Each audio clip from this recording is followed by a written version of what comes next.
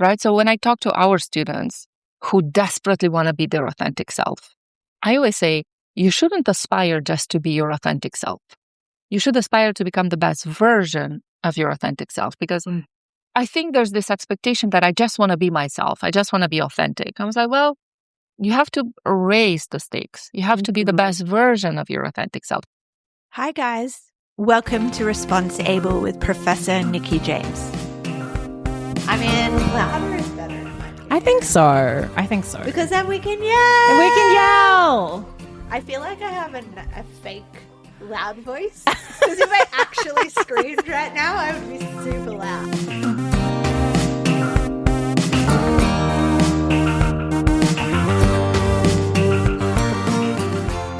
I cannot believe it's episode 10. Thank you so much for being a part of this journey. I hope that the people that you've met and the stories that you've heard have inspired you and challenged you and encouraged you to live a life full of adventure and impact.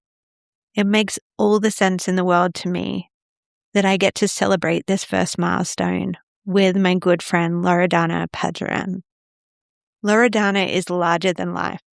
She's one of those amazing humans that I look at and say, I want to be like them when I grow up. And it is such an honor and a privilege that I get to call someone like that friend, and I get to go into work almost every day and see her there ready to chat and encourage me. But alongside being larger than life, she is also incredibly wise. But she does not beat around the bush, if you know what I mean. Her wisdom comes as a straight shot, which I love because I'm a straight shooter as well. Loredana and I recorded this conversation impromptu in my office a few days before spring break with about 2 hours of notice. But that's just who we are. And the conversation was a blast. But it was just before spring break. The students were excited. So if you hear a few students yelling and screaming in the background, you know what's going on. I learned so much about Loredana and her story, and from Loredana herself and her amazing wisdom in this conversation. So I cannot wait to share it with you.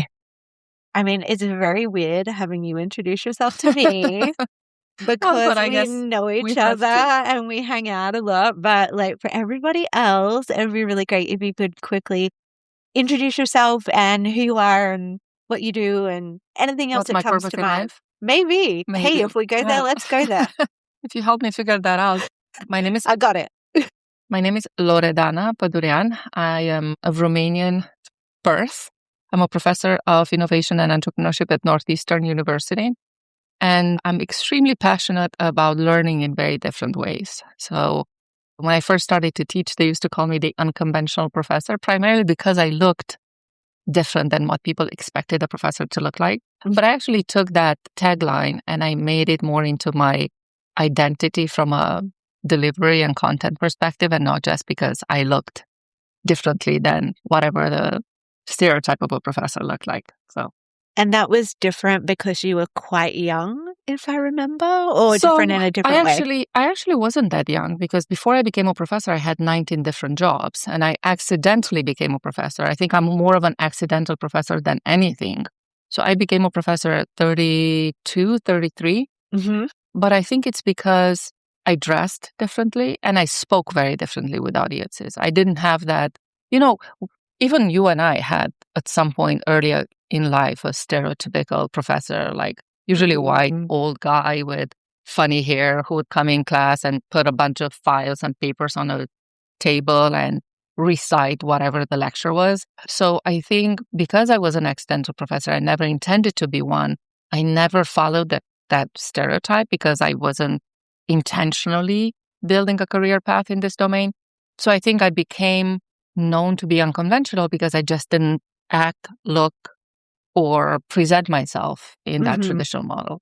Okay. Yeah, that is really interesting. I don't know if I ever told you how I became a professor. I think it's worth telling the good story. The good story. So I actually didn't know what I wanted to do, and I was a little bit stuck. And so I went on this website in Australia called seek.com, and it was basically like LinkedIn, but yes.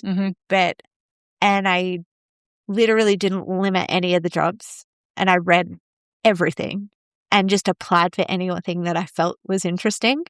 And I got an adjunct professor position teaching project management. Interesting. At a university. And that was my very first experience teaching. I was 28, I think, when I started. So some of my students were older than me, which was interesting. So I was a little bit unconventional because I had to kind of work that out. But yeah, I kind of became an accidental professor as well, but I loved it. My dad always told me that I should be a teacher, and I rolled my eyes at him a lot, and here we are today. So my first job was a teacher. So I actually went to a special high school that granted a teaching degree. It was a 5-year high school with a very, very intense teaching program. And I only went there because as a girl, I only had like 3 options. Either become a teacher, a nurse, not a doctor, because it was about nursing, not about doctors. Boys were doctors, women were nurses. Or I would go to military school. And God knows that I'm not really made for following authority. So I managed to escape that one. So I went to this high school, and I also don't know if I ever told you this, but in my 2nd year of teaching, I got lifelong tenured. So you could actually get tenured. It was for a very, very limited number of people who were of, I don't know, extraordinary capabilities, let's put it this way. But I got a job for life when I was 20. Wow.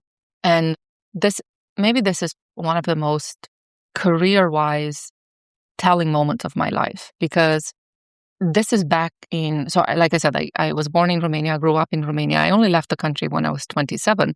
But when I was in my 20s, Romania was going through the harshest economic reality up to that point, post-communism. The country was on the verge of bankruptcy. We had a huge inflation. I remember I had 2 full-time jobs and a part-time job, and still I did not have enough money to pay my rent. So the inflation was so extreme. And my family was very happy that I have a permanent job for life, which is a teacher, even though I used to go to college at the same time. And I realized, I don't know how I had that. I don't know. Sometimes I look back at my youth and think, what a silly goose I was. And sometimes I look back and I'm like, how did I have that moment of brilliance? And I remember going to my boss, who was a very, very amazing teacher as well. And she was very, very supportive of me.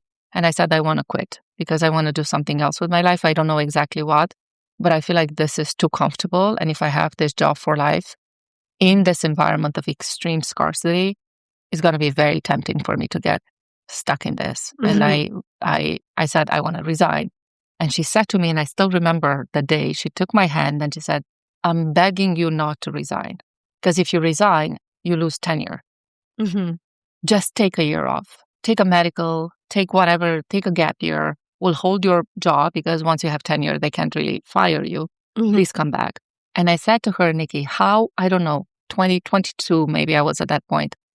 This is a parachute. This is a safety parachute. If I don't quit, I know I'm not going to push myself hard enough to risk something that I really want.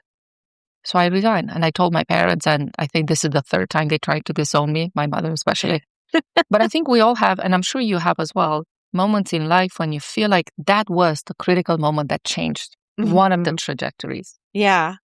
No, for me, I think one of those critical moments was choosing to come on exchange to America as a high school student. Wow. Because I did the whole application process, and I was training to be a classical ballerina at the time. So I did just as much ballet as I did school.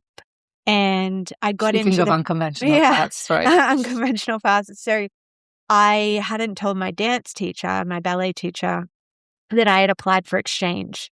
And so I got through the whole process. I got accepted. And then I told my dance teacher, but I didn't want to tell her until I'd finished my exam because I was really worried that she was going to like get really angry at me and like pull me out of the exam.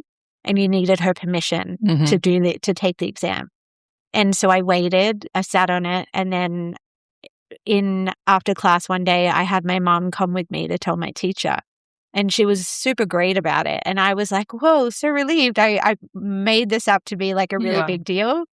When my mom was there, that was her reaction. But the next week when I was having my private lesson, she ripped into me and was like, you're throwing away your career. Like, I can't believe you're doing this. Why didn't you at least get me to help you find somewhere where you could keep dancing? Like all that sort of stuff. I was devastated. I'd already committed to the program. My dad and mom had paid the deposit, and I just honestly didn't know what to do. And I was driving home in the car and with my mom, and I was distraught, crying or whatever. And she's like, you have to decide. And I didn't know what to do. And I literally looked up and went, someone tell me what to do. And I looked up, and on the number plate or the tags on the car in front of me was USA. And I knew, okay, I had absolute peace about going, even though I knew what I was giving up. So yeah, definitely familiar with those moments. I think what's interesting is when we reject position that somebody worked for a whole life for, or this is their dream, instead of seeing it as a, I guess, free will, different choice, in a way we reject their choices. And I think that's why it's so painful for the people that helped us get to a point when we decide to go in a different direction. It's almost like a personal rejection of their choices. Yeah. It's not always like, okay, I see where you want to go. It's painful for me to lose you, but I understand why you want to do it. I think humans need validation in so many different ways. And I can see myself as a teacher when somebody drops out of my class because they feel like, you know what, I actually learned that I don't want to do this. And it does sting a little bit because I'm like, but why? I love it so much. It's the best thing ever. Oh my gosh, so true. It's like, okay, you can leave, but do you have to? What can I? I'm going to be like the picky girl. Can I convince you? Yeah. Yes, no, I totally believe that. That is so true. I'd never really thought about that specific situation like that, but that is absolutely true because that was my dance teacher was a professional ballerina before she became a dance teacher, and she had been investing that time and energy and attention into me for me to go, oh, by the way, I'm going to the country in Tennessee in the United States of America where I can't dance. All I can do is cheerlead, which was fun, but definitely not ballet. And so, yeah, no, absolutely.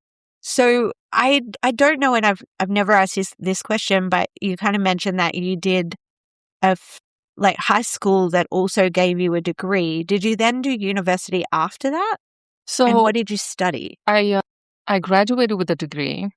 I had to compete at national level to get this tenure position. It was only a very, very small number of seats that came with tenure.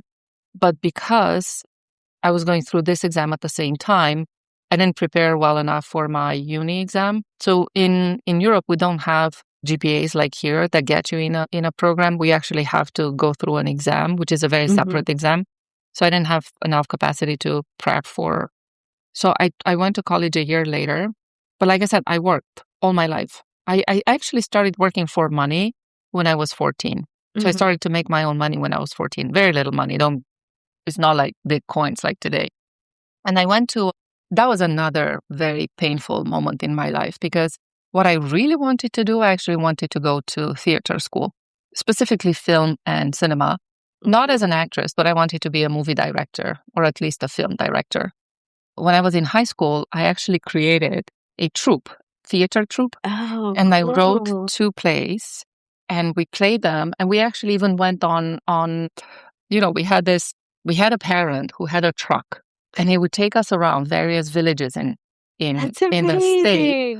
And we had this traveling theater. Like it was more like a traveling circus. But so I remember going, Nikki, to some villages where the only audience members were retirees who came to see 5 girls on putting together a silly play about boyfriends and girlfriends and things like that. But I really fell in love with performance. So I wanted to go to an acting program or a film program. And when I told my mother, you can imagine, my mother, a baby boomer coming out of communism, that was not a reaction that I can publicly put on a podcast listened by our students. But we can leave it to their imagination. Exactly. Imagine the worst and then add, 10 times hold to that. So I was supposed to get a serious job and go to a serious college. And I made a choice that was popular by status. So I decided to study European studies and European integration because at that point there were early talks about EU, like European Union, very early talks. And I thought, well, this is going to be a job for the future. Well, it turns out I was the founding generation of that major. We don't have majors and minors in Romania. So that's another problem because once you choose something, you have to stick to it. Yeah, that sounds similar to Australia. It's a very, very for me, for somebody like you and me, I think it's a huge handicap because you have to know what you want and there's no room for going back. Mm-hmm. So I was the founding generation of this program, and it turns out they were all over the place. They didn't know what they were doing, which is very normal for a They were startup. innovating as they went. They were innovating as they went, but they were not innovating with the customer along. Mm-hmm. So they didn't ask for feedback. They didn't ask for our contribution. They didn't ask for participation. It was just sort of like, let's put together whatever we can find and call it a program. And from being the best student in my high school, I was a very high performer. I used to attend Olympics of pretty much any discipline you can imagine. I actually failed my junior year. Mm-hmm. So my first year in college, I sort of like, oh, this is not what I thought it would be. And I kept thinking I really wanted the acting school and I wanted the movie school. And it felt like such a huge compromise. I didn't like it. I also didn't work hard enough at all. Mm-hmm. I started to party way too much, like way too much. I became, we didn't have the word influencer back then, but I accidentally became part of the influencer social community of my, the city where I went to college is the biggest college university city in Romania. So we have thousands and thousands, hundreds of thousands of students. And I sort of fell out of education. Mm-hmm. And I felt very I had a very bad taste in my mouth. On one hand, because I didn't like it. Two, it's because I also didn't have the motivation to do it anymore. Mm-hmm. So I repeated my junior year. I barely graduated. Like I literally, I think, with the grace of God and 3 professors who were so annoyed with me, they were just like, whatever it takes to get you out. Like, we just don't want to see you anymore. So I was very lost and confused and very sort of like, I lost my spark. Mm-hmm. And I lost my purpose. And I had college degree that, by the way, nobody would hire us for because it was too far advanced. it was too far advanced and it was too conceptual. And they're like, what are you going to do with a degree in European studies? Like, what the heck is that? Can you do administration? No. Can you do this? No. Can you do... We didn't qualify for anything. Mm-hmm. So that put me in a way on another unconventional path because I started to do this crazy jobs, first of all, to survive. Like I used to work night shifts in a hotel. I worked as a sales agent for spices, which is so silly. I worked in life insurance, like selling life insurance in Romania post-communism when people were literally starving. Mm-hmm. It was unsellable. I actually became a makeup artist by accident, and then I started working in television, funny enough. And I had a TV show called Fashion Police, which gave me a lot of sort of emotional and soul validation, but they didn't pay. It was just for the glory. Mm-hmm. And it was before social media, so nobody really knew unless they watched the program. Mm-hmm.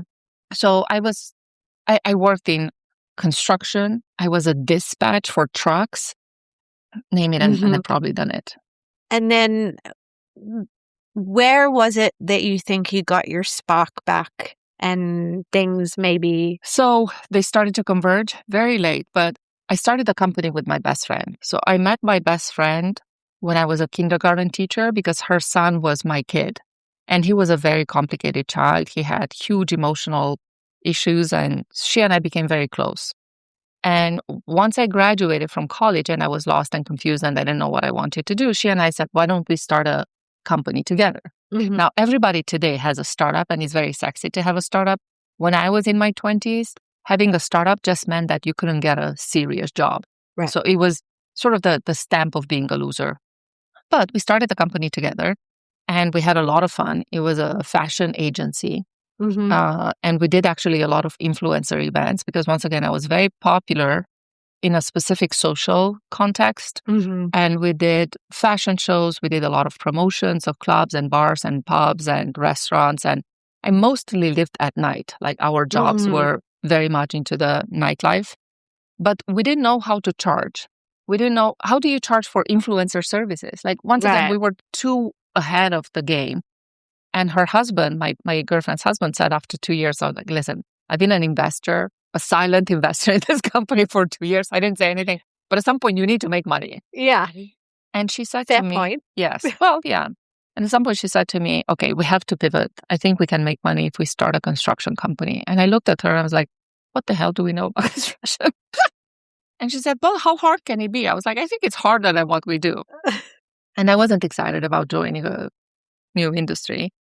And at that point, I started to think maybe I need to go back to school because the reality of running a business made me face my shortcomings. And I said, okay, I'm very creative. I'm very innovative. I'm very good at marketing and sort of like unconventional things, but I don't know how to make money. And I failed my third year in college because of accounting. So I was like, okay, there's maybe a common thread here. So I started to look for programs, but I wanted to study abroad. I don't know what made me, but I was like, my college experience was so brutal, so unpleasant, so invalidating. I didn't want to study. I had to study in a country of whatever language that I can speak. So I spoke 4 or 5 languages back then. So I ended up love that. I just have to stop you and love that you say that as such a throwaway thing. Like, I have one. Well, but you have the main one. Well, yes. Well, I don't want to say that Europeans by default speak multiple languages because that's not true. But for me, languages were always a mean. I never studied a language because I thought it's cool to learn a language. I studied because I wanted something out of it. Okay, I there was a studied purpose. There was always a purpose. I studied French because I was in love with my French teacher's son. And the purpose was like, if she likes me, maybe he will like me. Guess what? He didn't. Then I studied English because that was the only language that would get you out in a way. So it was the language of freedom. I studied Italian because I wanted to study in an Italian speaking environment. So I actually ended up in the Italian side of Switzerland. So Switzerland has 3 primary regions, each with their own language. So they have the German language region, the French, and the Italian. And they have a very small region where they speak Romansh, which is a romantic language. Guess what? When I got there, I was the founding class of this program. Again. So I got there. We were maybe 13 students in the first program. It was a graduate program for international tourism. The program was in English. Okay. The university was brand new. It was a state university. In Switzerland, state is usually superior to private still, the model. And in the first semester, I realized that they are all over the place. So I went to the dean multiple times with complaints. And I remember him saying to me, this is not an MBA. You cannot have this demands. I'm not selling you a program. I'm giving you an education. And I looked at him. He was a professor of economics. And I said, I'm not very good at econ, but if I pay for something that you sell, doesn't make me a customer? And he's like, you're too American for this school. And I've never been to US. I mean, I've seen movies, but I remember the first time thinking like, what do you mean I'm too American? I've never been to America. But I want to tell you something which is, I think, important. I started a riot. I managed to convince my other 12 students that if we don't get what we want from this program, and by the way, I think there were 3 locals and the rest we were international. And for us, it was a huge financial commitment to go through this program. So I went to a different university in a different state and I negotiated with the president of that university that all of us will transfer to his school if he's going to give us a transformative education. And I remember being in a job interview with in an interview with the president of that university, Swiss, who looked at me and he said, I have to say, this is the first time I've ever experienced a conversation of this level before. He said, I feel like you're interviewing me. And I said, well, I'm trying to find the program that is going to change my life. I feel like you have to tell me if you're qualified to do it. And he said, you're so American. That was the second time I heard this. So I was like, maybe I'm in the wrong place. But anyway, the funny story is that I went back to Lugano, to my school and my dean, and I told him that all of us are going to transfer.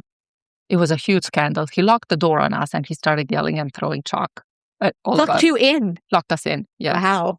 And he said, I'm going to send you back to your country. And I'm like, you just try. You don't know what it's like to be desperate. And I was desperate because I was thinking, okay, I failed my first education. I can't fail my second. And once again, you couldn't transfer. It wasn't like I can transfer in a different program or switch my major. And guess what? He ended up hiring me. He said, if you're going to bitch about this, do something about it. So I became the first program manager of my program. While you were a student? While I was a student. And they also paid me. And I also got free tuition because I started working for the university. So, Amazing. And those other 12 students probably got a better education because of your They did, but advocacy. they also taught me the lesson that once you become the manager, they are not your colleagues anymore. They are not your friends anymore. So all of a sudden I was like, ugh, damn, maybe I shouldn't be doing this because the job is easy, the people are not. Plug for your amazing book. Yeah. Side note. Wow, that is so incredible. And I imagine knowing that one of the things that you did was manage a hotel somewhere in Switzerland. Did that come immediately after? No, that's another unconventional path. So Because that would be a logical jump. What happened in between those two? No, it's not a logical jump at all. So this was a program in, like I said, in international travel and tourism. And we had to submit a thesis, and it was a very, very significant, it was a third of our education. So we spent about 3 months to write the thesis. And I'm saying this because it's an important detail.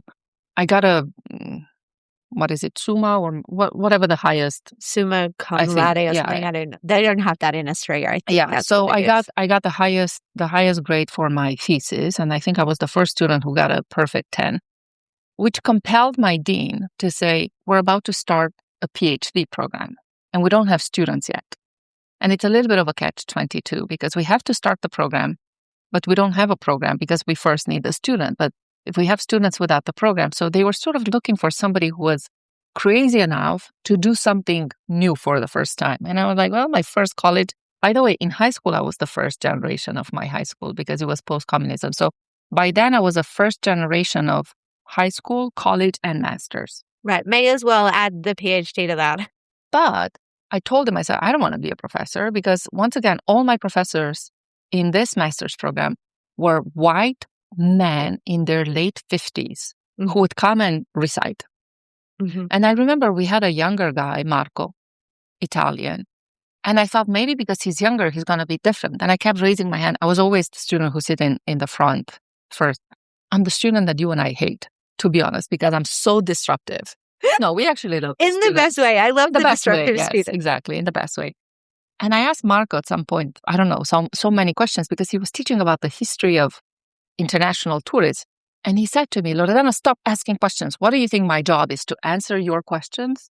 And I said, yeah, I think your job is to answer my questions. It was not a popular exchange. So when they said, why don't you apply for the PhD program? I was like, I don't want to be a professor. Because once again, my model was I've never seen somebody like me or you, Nikki. I've never seen, not only women, we didn't have any women in my entire career with the exception of high school. But everybody that I saw, they looked very, very sort of stereotypical, traditional. But my professor said, well, there's a huge bonus here. If you apply for the scholarship and you qualify for, by the way, you had to win the scholarship. The scholarship gives you access to any university in the world that is willing to take you. Wow. I was like, okay. This sounds a little bit more appealing. This is a little bit more interesting. And I had to submit a proposal. This is the Swiss National Foundation, which is the most prestigious sort of research institution in Europe at this point. And I won 60,000 francs, which is over $70,000. And I was like, Mama got money. Where do I want to go? What do I want to spend it on? So this is how silly and uneducated I was, Nikki. I Googled best universities in the world. I literally had to Google best universities in the world. And funny enough, Boston was listed with 2, Harvard and MIT. I've never heard of, I've heard of Harvard through popular sort of movies. I've never heard of MIT. Like, can you believe that I have never heard of MIT and I was about to become a PhD student? So I go to my dean and I'm like, I decided I'm going to go to Harvard. And he looked at me. This was a scene from Legally Blonde before Legally Blonde was a movie. He said, who do you think you are? Do you have any idea what it's like to get into Harvard? And I literally said this to him in Italian. Ma cosa sarà difficile? Ma what? It's going to be hard? And he was wearing his glasses. He was sitting at his desk. And he literally took down his glasses and he nodded, thinking, what did we do? What did we just do? Who did we accept in the program? So I applied. Granted, I got into the summer school. And a lot of people say, don't brag about the summer school. But to me, it was a huge, thing. And also, I actually had a professor at MIT that worked with us prior to me becoming a PhD student in a different program, we invited him to Lugano. So I used him as a connection. And I wrote to him and a bunch of other people that I found on Google. It's like, who's an MIT professor? And he answered back and he said, oh, you want to be a visiting scholar? Sure, we can make this happen. Amazing. So that's how I came to, I did my first summer at Harvard in the summer school. Then I did my fall at MIT. And listen to this. By November, I'm bored. I was like, this is not interesting. I don't want it. And I was taking classes at MIT with the MBA students. So there's no justification for me to be bored. But I just couldn't find my purpose. And I went to my, before that, my best friend from Switzerland, who was a guy, his family was very involved in the tourist business, comes to visit me in Boston with a proposal. And he's like, I think you and I should start a business together. I think whatever you're doing with this PhD silly thing, like drop it and let's go and start a business together. And I was like, finally, somebody speaks my language, because I was always thought of myself as an entrepreneur more than anything. So I go to my professor and I say two things. One, I find this boring. Can you imagine the arrogance and the stupidity? I would have loved to be a fly on the wall. You would have slapped me. No, I probably would have celebrated. I don't know. And I was like, I don't think I'm made to be an academic. And also, by the way, I'm moving back to Switzerland because I want to start a business. And my professor, who's very, very wise, and by the way, he's now a co-author and one of my best friends, he said, why don't you do both? I was like, what do you mean? Well, you cannot do both. He said, yes, you can. At MIT, we have this methodology called action research. You could do both. If the business that you're trying to either start or help or do something about it has a problem, and you can research it and write, academic research on it, I don't know exactly what, but you could maybe write a new theory or you could do both. I was like, interesting. How many people do it? He said, well, we have one PhD student at MIT that has done it. Her name was Catherine Kellogg. And she spent her entire PhD program working with MGH, the Massachusetts General Hospital, shadowing doctors in ER who were working over 80 hours a week. And she was trying to understand organizational and individual behavior. But it's hard to do it in management, because I can't really go to a company and be like, hey, I want to study you. And can I follow you around? Can I follow you around? And also, can I propose a few changes? And if stuff happens, fine. If not, that's fine. Well, it turns out that if you find a company that has nothing to lose. So my business partner actually came to ask me if I want to join a bankrupted ski resort, join with him and recover it together, take it over, buy it, take it over. And I was like, yeah, how hard can it be? By the way, I don't know how to ski. Nikki, I had never skied in my life because it was an expensive sport and we didn't have the money for that. But I was like, yeah, sure, let's do it. And that's how I ended up running a ski resort for 2.5 years and writing my thesis and getting my PhD in 2 years, 11 months, and 23 days. Wow. I know, it's an exhausting story. Sorry, it took so long. But I love it. I mean, there's so much in that. And I love that, which is something we talk about, you probably talk about with your students all the time. I most certainly do, is how important the purpose is for focus. And I think right now, a lot of the students that I have in my classrooms are a little bit not sure. They're not sure of the purpose. Yeah. And then it does impact your motivation, right? Your motivation to study, your motivation to put effort in. To pursue. But then as soon as it was there's this alignment here, and you were able to do a phenomenal thing in, 217 days or something? 2 years and 17 days. Yeah, 2 years and 11 months. But so I would say, even at that point, I wasn't sure that I want to be a professor. But I found an interesting purpose of doing something that has more impact than just making money. It's really interesting because I grew up extraordinarily poor, like borderline poverty. And I was never motivated by money, but I was motivated by independence. I always wanted to be independent. I think because I saw what happened, especially to women in the world, and even in Switzerland, because I don't know if you guys know, but hold on to your pants.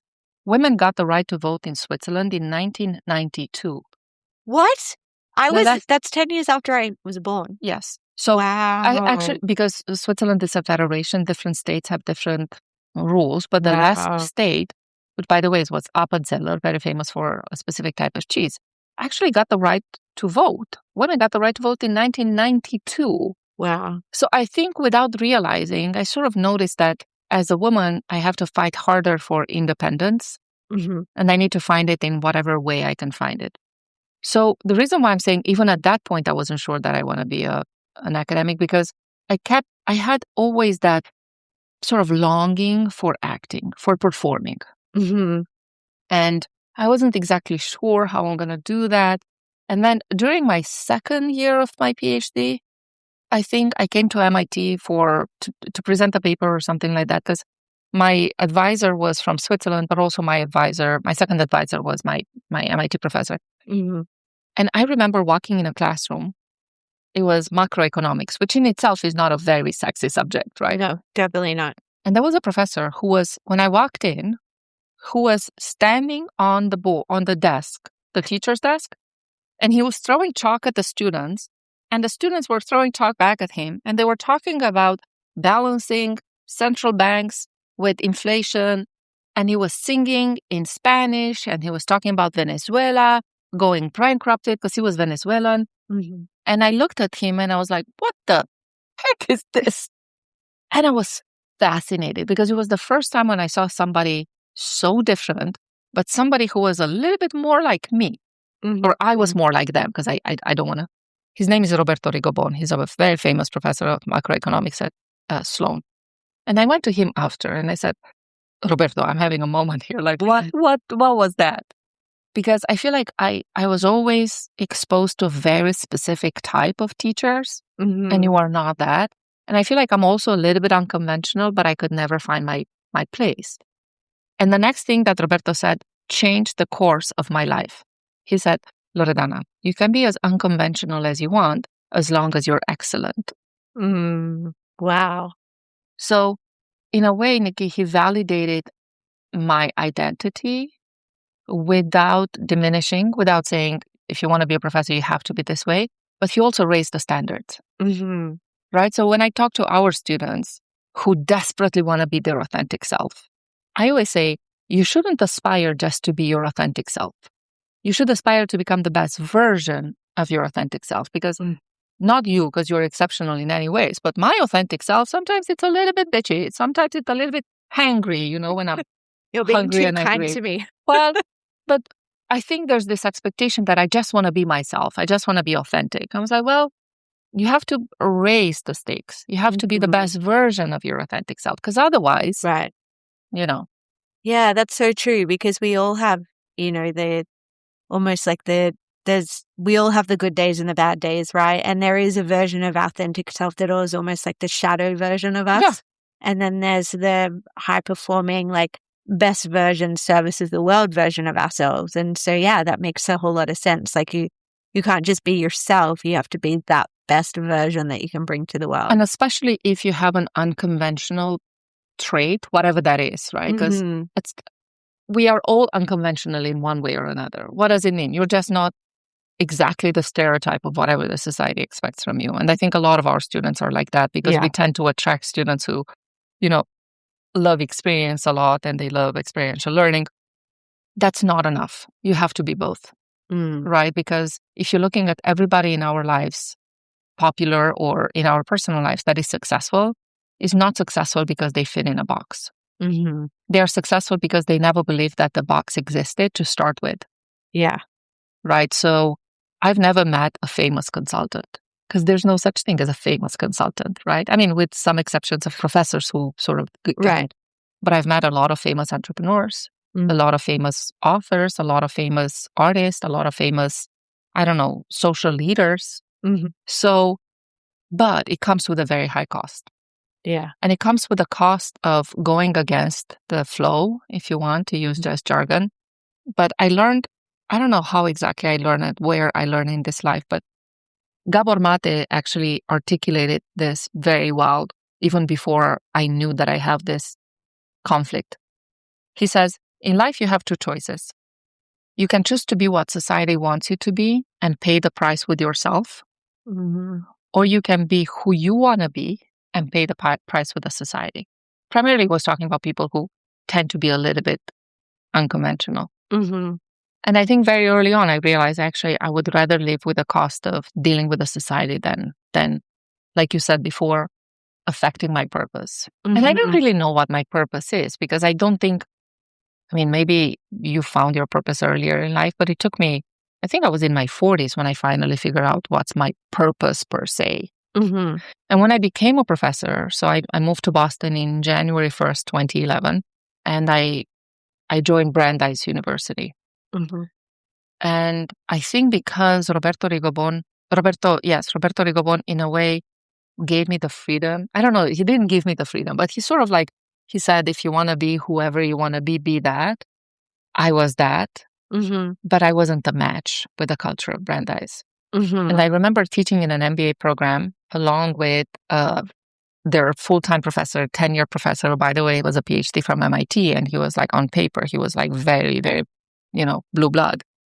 And halfway through the semester, they do midterm evaluations of the professors, not of just the students. And I got very, very high evaluations on operations management, which was always a very unpopular course, but it was always blamed on the discipline. You and I know that sometimes if you're a very good professor, there's always somebody to blame or something to exactly. blame. It's like you're teaching a light subject or you're teaching like, a popular subject.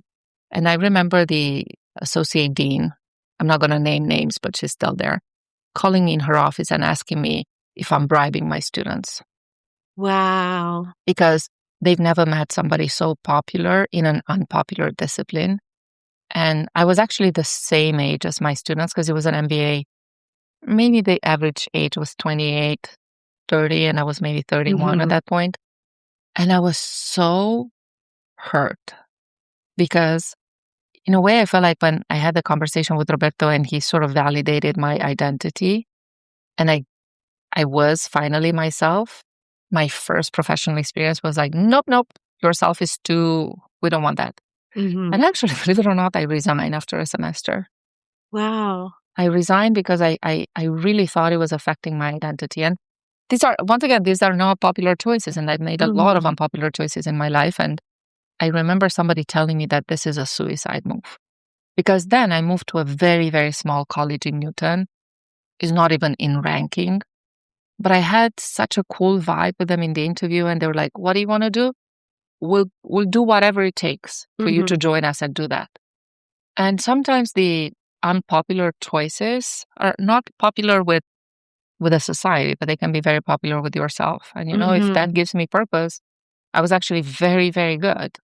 And because I was very good, because I was allowed in a way to be myself, it brought me to new things. And it brought me to teaching for MIT in India and then moving to Malaysia and being a co-founder of the biggest MIT startup that they ever built outside of Massachusetts. So the hard choices are not always choices that are hard because it's challenging or it's difficult, but they are hard because they go against the mainstream. And I think a lot of our students, and I'm going to end here, they feel so pressured to go with a popular choice. They all want to do consulting, they want to do strategy, they want to do finance because that's what they think it's popular. And they do it at the cost of their sort of own identity. And I always say, you really have to think thoughtfully about what cost do you want to pay. Yeah, that's so true and such wise advice. The picture that I got in my head when you're talking about that is like a bow and arrow. Sometimes you have to pull the bow back and in order to further, propel further forward, so sometimes it's like a step back or, one step forward, two steps back, then a fling forward before you even know it. I never thought about it that, yes, but it's, in a way, it's we used to play when we were kids with this thing, yes, but you have to pull something really hard to project forward. And I mean, it's extraordinarily hard to be in your 20s. It's very, very hard to be young. And I talk a lot about this on my social media because I have a lot of my followers are more or less our age and they have children our students' age. And there's this tension between, should I do something that I know it's validated by society? You get a steady job, a steady salary, but it might crush your soul and identity. Or should you choose something that is what you want, but it's hard, it's not going to bring you money, at least not right away. You're not going to be popular with your family at Thanksgiving or whatever that is, right? Yeah. No, it is. I mean, you make a really important point, and I think a lot of the time, a lot of my grapple with thinking about all of this stuff is a lot of the reason why I started the podcast was the students seem to be really struggling with that transition and not being sure what they want to do and feeling like the world is crazy right now. And one of the thoughts that I had was, I'm like, is it really more crazy than it was when I was in my 20s? Or is it that just the nature of your 20s? Like it feels crazy and you don't know what you're doing and you have to work it out. So I think you saying that really, like, 20s is hard. Whatever's going on in the world, like maybe it's war, maybe it's political instability, maybe it's financial crisis. Like everybody goes out into the world with some macro situation that's hard. Yeah. And then we're also trying to work out who we are within that and feeling like we need the world. Sometimes it's easy to let the world tell us who we should be and what path we should take, because it is actually the harder choice to go, who am I? What am I good at? Who do I want to be in the world? And not give up self for the purpose of like being validated by society sometimes. And so, yeah, wow. What you said, it's so like, I don't know if you saw my face, but actually I'm taking a moment because letting the world tell you who you are is probably the most painful experience of your life. Mm-hmm. And I was just thinking, I actually recently did an Instagram reel on this where I said, yes, being in your 20s is the hardest thing, but also we have to acknowledge that when we were younger, our mistakes were not on display. Mm-hmm. So I think this generation is a lot more vulnerable to mistakes because they are not sort of private. Right. This generation is on display from the moment they were born until we get them in our class. I have to tell you, Nikki, I've done so many really, really stupid things in my 20s. And there's no evidence. And there's no evidence, thanks God. I mean, it's probably somebody. Please do not Google very deeply now. But I mean, I didn't do anything, none of the capital sins. But I do feel that sometimes if I was living today and let's say I partied a little bit too hard and I was dancing a little bit on too many, music boxes, maybe that job interview, if they'd done a deep research, would have been like, I don't know about that, right? So I think we have to have a lot more tolerance for mistakes for Gen Z and especially Alpha that are going to be our students in a couple of years because they are not allowed to make mistakes. Every mistake they make is on display and they have this huge lens on top of them. Right. So I think that's why they have so much anxiety because they know we're always watching. Yeah. So I don't envy them for that. No, yeah, me neither. Like I've never heard it put quite like that, but you're so right. Like there is this lens on it and we know that social media like draws more attention when we like have bad emotion. Yeah. So I would imagine even the things that are mistakes as opposed to positive things would have more virality and more traction. Yeah. So it's almost like that lens is actually... It's amplified. It's amplified by the algorithms. Yeah. Wow. Well, I always tell people it's very easy to go viral. Just say something really stupid and very much against the stream. That's how you go viral. Right. It's extraordinarily hard to be popular with sort of normal content. Right? That's hard. Right. But I remember having one of my students come to me and, can you give me advice on how to go viral? I was like, I don't think that's the right question. I think the question is, how can I create value that people are willing and interested and they want to stay with me in this, if you want to be on social media or if you want to have a popular podcast. You see, this episode could go very viral if one of us would drop something very out there. Right. But if you're doing it just for that sake, you're actually only getting a high for a couple of weeks, but without legs. Like it doesn't really have any impact. And the virality might be the complete wrong audience. Yes. Or absolutely. Not even, be there for 2 seconds and then disappear again. Yeah, no, it's good. Okay. It's not that loud, so we can cut it out. Yeah, good monitoring. I love it. So my last question for you before we finish up, because I'm very much sure that you probably need some food by now, and I had a lot of food for thought in this podcast, so I feel satiated. Amazing. So I guess we're here at Northeastern. We're both professors. That's where you've kind of landed for now. What do you like? Is there any future goals, plans, things that you want to do? What are you seeing, or what advice maybe would you give your 20-year-old self if you were like whispering in her ear all the way back then? Wow. Those are two very complicated questions. So I'll start with the easy one, which is, what do I want to do? Yeah. So the kind of professor who never teaches the same thing twice. Mm-hmm. I teach the same theory, but I do it differently. So I think, that I'm one of the first ones to bring AI in the class in a very intentional way. And I did it because I'm so concerned how AI is removing critical thinking as a skill that I wanted to get ahead of it and find a way to actually intentionally build critical thinking with this technology. So I think my goal is to always meet my students where they are, right? So if AI is seen as a handicap, can I find a way to use it that it's actually an accelerator? And I did the same thing 10 years ago when social media was not a thing. And I asked my students to think about it. So I'm always looking at, because I'm a professor of innovation, every innovation creates both a weakness and an opportunity. And I think because I'm somebody recently said, I feel like you're a pessimist. Your glass is never full. And I said, no, I don't think you understand. For me, if there's one drop of water in that glass, that's potential. But I'm a critical optimist. Right.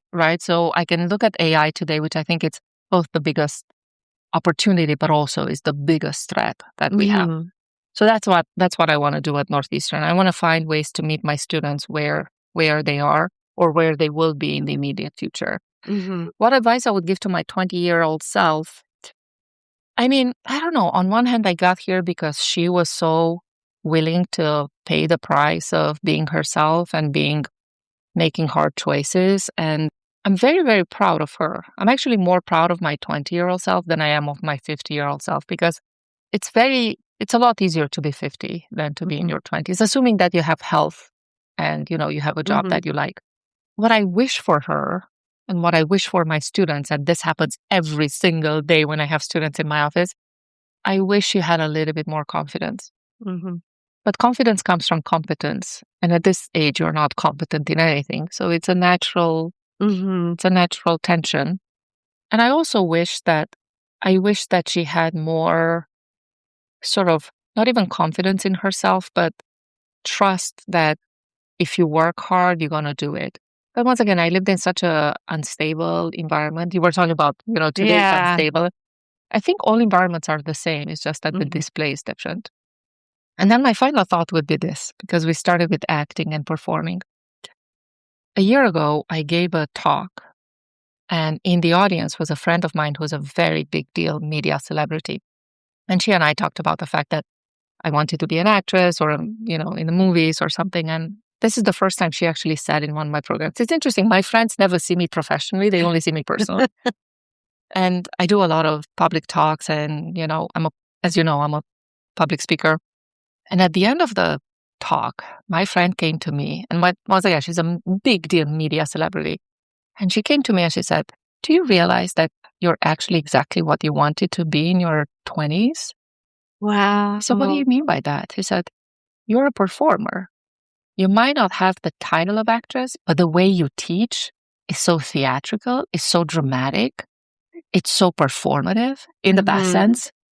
I think you got it. I think it's there. Wow. You don't have to be an actress to be an actor, to be a performer, to be an entertainer.